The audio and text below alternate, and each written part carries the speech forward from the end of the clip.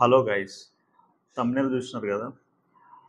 Last అంటే fake experience పెట్టి 1 year అయిపోయింది, 2 ఇయర్స్ అయిపోయింది. ఇక నేను సేఫ్, నా బ్యాక్గ్రౌండ్ వెరిఫికేషన్ అయిపోయింది, నాకు ఇంక ఎట్లాంటి ప్రాబ్లం లేదు అని చెప్పేసి చాలామంది అనుకుంటుంటారు. సో మీ కెరియర్లో ఫేక్ ఎక్స్పీరియన్స్ ఉంది అని అంటే మీరు డెఫినెట్గా డేంజర్లో ఉన్నట్టే అనమాట. సో ఏదో ఒక రోజు మీరు ఒక ప్రాబ్లం ఫేస్ చేయబోతున్నారు అనమాట. సో ఎందుకు అని అంటే మీరు last 1 year back 2 years back మీరు కంపెనీలో జాయిన్ అయినప్పుడు ఆ టైంలో బ్యాక్గ్రౌండ్ వెరిఫికేషన్ అనేది టైట్ లేకపోవచ్చు. ఇప్పుడు ప్రజెంట్ సిచ్యువేషన్లో బ్యాక్గ్రౌండ్ వెరిఫికేషన్ అనేది టైట్ అయింది. సో మీరు అప్పుడు జాయిన్ అయినప్పుడు బ్యాక్గ్రౌండ్ వెరిఫికేషన్ టైట్ లేకపోవడం వల్ల మీరు ఏదో ఒక ప్రాజెక్ట్లో అసైన్ అయి ఉండొచ్చు. అసైన్ అయినారు అని అంటే మీరు బిల్లింగ్లో ఉన్నట్టు అనమాట. సో బిల్లింగ్లో ఉంటే 90% మీకు మళ్ళీ బ్యాక్గ్రౌండ్ వెరిఫికేషన్ రీఅసైన్ చేసే ఛాన్సెస్ ఉండవు. లైక్ మీరు ఒక క్లయింట్ నుంచి వెళ్ళి ఒక క్లయింట్కి చేంజ్ అయ్యేటప్పుడు, లేదు అని అంటే మీరు బెంచ్లో ఉన్నప్పుడు మాత్రమే మళ్ళీ మీకు ఎక్కువ రోజులు బెంచ్లో ఉన్నప్పుడు మేబీ మీకు మళ్ళీ బ్యాక్గ్రౌండ్ వెరిఫికేషన్ రీఅసైన్ చేసే ఛాన్సెస్ ఉంటుంది. ఆర్ బెంచ్ నుంచి వెళ్ళి మీరు వేరే క్లయింట్కి సెలెక్ట్ అయినప్పుడు కూడా కొంతమంది క్లయింట్స్ ఏం చేస్తారు అని అంటే మీకు బ్యాక్గ్రౌండ్ వెరిఫికేషన్ రీఅసైన్ చేస్తారు. సో అట్లాంటి టైంలో కూడా మీరు దొరికే ఛాన్స్ ఉంటుంది.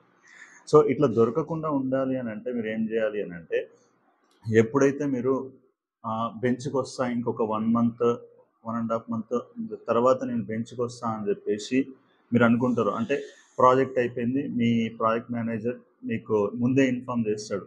ఒక 1 మంత్ ముందో 15 డేస్ ముందో ఇన్ఫామ్ చేస్తారు మీరు బెంచ్కి వెళ్ళే ఛాన్సెస్ ఉంటాయి. సో ఆ టైంలో మీరు ఏం చేయాలి అని అంటే, మీరు మీ కెరియర్లో పెట్టిన అంటే మీ రెజ్యూమేలో పెట్టిన ఏదైతే ఫేక్ ఎక్స్పీరియన్స్ కంపెనీ ఉందో అది ఒకసారి రీచెక్ చేసుకోండి. అది లైవ్లో ఉందా, బ్లాక్ లిస్టెడ్ అయి ఉందా అని చెప్పేసి.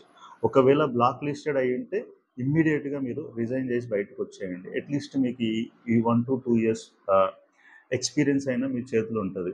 లేదు అని అంటే మీరు అలాగే ఉండి ఏం కాదులే అని చెప్పేసి అక్కడే ఉండి మళ్ళీ బెంచ్కి వచ్చేసి బెంచ్ నుంచి వెళ్ళి మళ్ళీ వేరే క్లయింట్కి ట్రై చేసినారు అని అనుకోండి. సో ఆ క్లయింట్ కనుక వెరిఫికేషన్ చేస్తే, మళ్ళీ బ్యాక్గ్రౌండ్ వెరిఫికేషన్ చేస్తే మీరు అక్కడ దొరికే ఛాన్సెస్ ఉంటుంది. అక్కడ దొరికినారు అని అంటే డెఫినెట్గా మళ్ళీ మీరు జీరోకి వచ్చేసినట్టే అనమాట.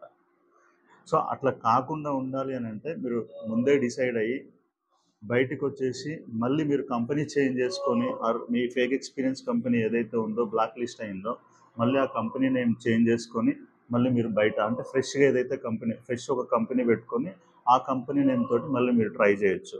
ఆర్ మీరు ఇంకా అవసరం లేదు అని అనుకుంటే, ఒక 4-5 ఇయర్స్ ఉంది నాకు ఈ కంపెనీలో పనిచేసిన ఆ ఎక్స్పీరియన్స్ ఉంది, నాకు ఫేక్ ఎక్స్పీరియన్స్ అవసరం లేదు అని అనుకుంటే ఆ 4-5 ఇయర్స్ ఎక్స్పీరియన్స్ తోటి ముందుకెళ్ళండి. ఫేక్ ఎక్స్పీరియన్స్ కంప్లీట్గా తీసేసి.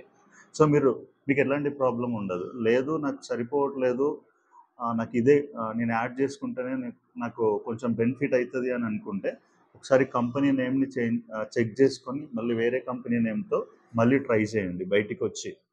సో దానివల్ల మీకు యూజ్ ఉంటుంది. సో మీకు ఎట్లాంటి ప్రాబ్లం ఉండదు. రైట్, మీకు డెఫినెట్గా ఈ వీడియో హెల్ప్ అయిందని చెప్పేసి అనుకుంటున్నా. So thank you guys.